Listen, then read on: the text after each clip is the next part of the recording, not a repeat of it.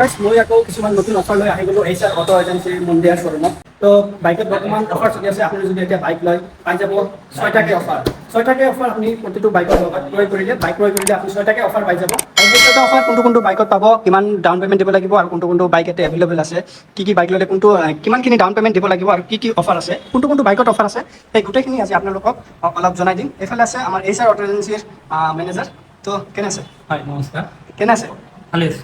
তো বাকী বাইকত কোনো অফাৰ চফাৰ আছে নেকি এতিয়া? হয়, নিশ্চয় অফাৰ চলি আছে। তো ফেষ্টিভেলৰ কাৰণে আমাৰ ইয়াতে আপোনাৰ স্পেচিয়েলি 5 অফাৰ বুলি কওঁ আমি। 5টা অফাৰ চলি আছে। হয়, 5টা অফাৰ চলি আছে একেলগে 5টা অফাৰ দিব? হয়, একেলগে 5টা অফাৰ দিব? হয়, একেলগে 5টা অফাৰ বান্ডেল অফাৰ চলি আছে। বান্ডেল অফাৰ চলি আছে। আমাৰ স্পেচিয়েল মুভমেণ্টতহে দিয়া যায়। স্পেচিয়েল এবাৰ যেনেকৈ আমাৰ দুৰ্গা পূজা আহিলে বা ফেষ্টিভ চিজন আহিলে তেতিয়াহে সেই বান্ডেল অফাৰ দিয়া যায়। যিকোনো বাইক ল'লে? যিকোনো বাইক। মই যেতিয়া এটা আছে 125। স্পেচিয়েলি আমাৰ পালচাৰ 150 নেক্সট জেনেৰেশ্যন আছে, সেইটোত এই বান্ডেল অফাৰৰ লগতে এডিশ্যনেল 10,000 ডিছকাউণ্ট আছে। 10,000 ডিছকাউণ্ট এটা বাইকত? কেছ ডিছকাউণ্ট হয়, ডাইৰেক্ট কেছ ডিছকাউণ্ট নে কিবা ডিফেক্ট আছে? নাই ডিফেক্ট নাই। এইটো কোম্পানী মানে অলপ মাৰ্কেট বঢ়োৱাৰ কাৰণে মানে এইটো অফাৰ দিছে। বাইকটো চাব পাৰিম নেকি? হয়, নিশ্চয়। বাইকটো কোনটো আছে? এইটো বাইকে ব্লু কালাৰ। ওকে ব্লু কালাৰত আছে পালচাৰ P150। কালাৰ বেলেগো হয়, কিন্তু বৰ্তমান আমাৰ ইয়াত ষ্টক নাই। কালাৰ বেলেগো হয়, সেল বেছি কাৰণে অফাৰৰ কাৰণে সেল বেছি, সেইকাৰণে বেলেগ কালাৰ এভেইলেবল নাই। বৰ্তমান এটা কালাৰতে এভেইলেবল আছে। ফাইনেন্স হৈ যায়? হয়, নিশ্চয়। কিমান টকা দিলে আপুনি এই বাইকটো মানে মই লৈ যাম? 95% লৈকে লোন হ'ব। 95% লৈকে আমি লোন দিব পাৰিম। লোন দিব, 5% ডাউন পে'মেণ্ট দিব লাগিব। 5% ডাউন পে'মেণ্ট দি আপুনি এই বাইকটো লৈ যাব পাৰিব। যদি বিচাৰো কাগজ পাতি হৈছে 15,000ত আহি যাব। 15,000ত এই বাইকটো লৈ যাব পাৰিব আপুনি। চাওক আৰু বাকী কি ডকুমেণ্টছ লাগে? আধাৰ কাৰ্ড, পেন কাৰ্ড। আধাৰ কাৰ্ড আৰু পেন কাৰ্ড।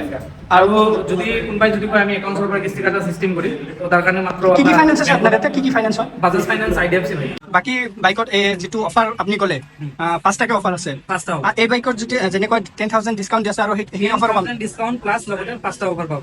10,000 প্ৰথমে ডিছকাউণ্ট দিব, তাৰপিছত 5টা অফাৰ দিব। এই 5টা অফাৰ কি মই জানিব পাৰিম নেকি? 5টা অফাৰৰ মাজত হ'ল প্ৰথমত আপোনাৰ 2 বছৰৰ ৱাৰেণ্টিৰ জেগাত এক্সটেণ্ড কৰি 5 বছৰৰ ৱাৰেণ্টি দিয়া গৈছে। 2 বছৰৰ জেগাত 5 বছৰ। এইটো বাইকত?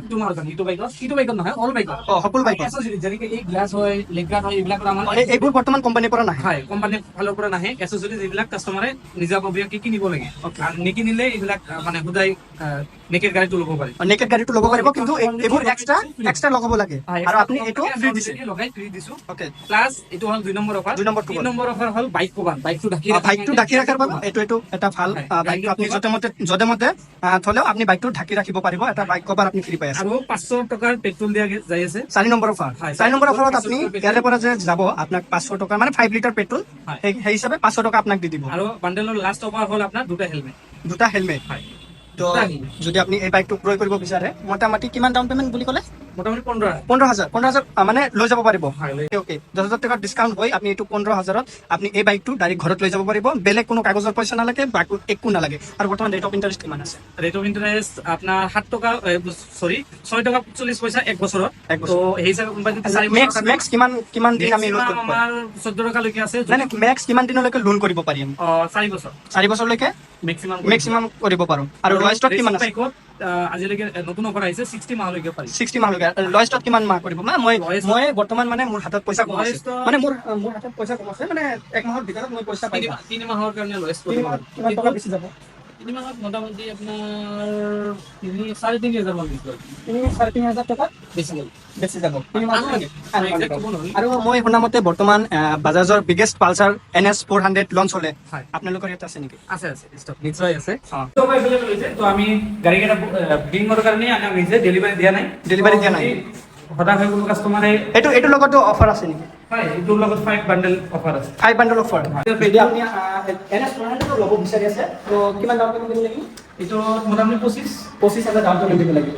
যদি আপুনি আৰু এইটো অন-ৰোড প্ৰাইচ কিমান আছে? মোটামুটি 2,20,22 মান হ'ব।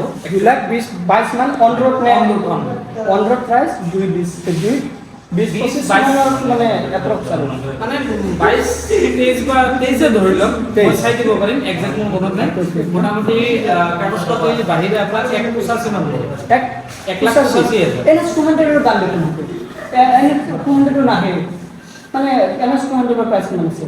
NS 200ৰ কনডুট আছে 194 194 ফাইনেন্স মানে কি এইটো কাষ্টমাৰে প্ৰমোচনৰ অ'কে সেইকাৰণে মানে যিখিনি আপোনালোকে ক'লে মানে ইমান কৈ আছে যে এইটোৰ ডিজাইন ভাল হোৱা নাই অলপ দুৰ্বল হৈছে এইখিনি কৈ আছে তো দামতো চাব লাগিব মানে অলপখিনি ডিফাৰেঞ্চ আছে অলপখিনি মানে NS 200 যিটো আছে মোটামুটি যিটো নতুন NS 200 আছে মই এফালে দেখাই দি আছোঁ NS 200 এইটো এভেইলেবল নাই বৰ্তমান এইখিনিত আছে NS 200 আছে এইফালে NS 200ৰ মই ডিজিটেল মিটাৰৰ সৈতে দেখাই দি আছোঁ এইটো হ'ল NS 200ৰ ডিজিটেল মিটাৰ আৰু ফ্ৰণ্ট লুক অলপ চেঞ্জিং আছে আৰু এইটোৰ ফ্ৰণ্ট লুক আৰু এইটোৰ ডিজিটেল মিটাৰ চব অলপ চেঞ্জ আছে আৰু বাইকটো বৰ্তমান কি কালাৰত এভেইলেবল আছে চাৰিটা কালাৰত এভেইলেবল পাই যাম চাৰিটা কালাৰ এতিয়া মই চাই আছোঁ ব্লেক এণ্ড ৰেডত আৰু বাকী তিনিটা কালাৰ যদি মোৰ লাগে এভেইলেবল হৈছে এভেইলেবল আমি এইটো প্ৰভাইড কৰিব দিব পাৰিব যাৰ যিটো কালাৰ লাগে ওকে যদি আপুনি তেনেহ'লে আপুনি ভাবি আছে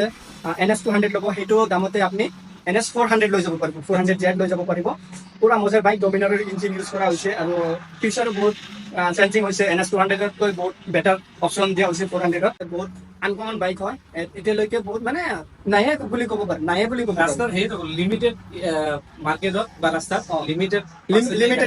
লিমিটেড চাব পাৰিব যিটো 400 ডমিনাৰ আছিলে সেইটোৰ ইঞ্জিন এইটোত ইউজ কৰা হৈছে আৰু বাকী এফালে এটা আছে এইটো হ'ল গ্ৰে য়েলো কালাৰত এভেইলেবল আছে থেংক ইউ আৰু আপোনালোকে যদি বাইক ল'বলৈ আহি আছে 5টাকৈ অফাৰ পাই যাব 5টাকৈ অফাৰ শ্ব'ৰুমৰ তৰফৰ পৰা দিয়া হৈছে বাকী সকলো বাইকতে আপুনি এই 5টা অফাৰ পাব কিন্তু এইটো যিটো বাইক আছে এইটো বাইকত আপুনি এক্সট্ৰা এটা অফাৰ পাই যাব এইটো হ'ল 10,000 ডাইৰেক্ট ডিছকাউণ্ট তো আজিয়ে কণ্টেক্ট কৰক HR অটো এজেঞ্চি মন দিয়া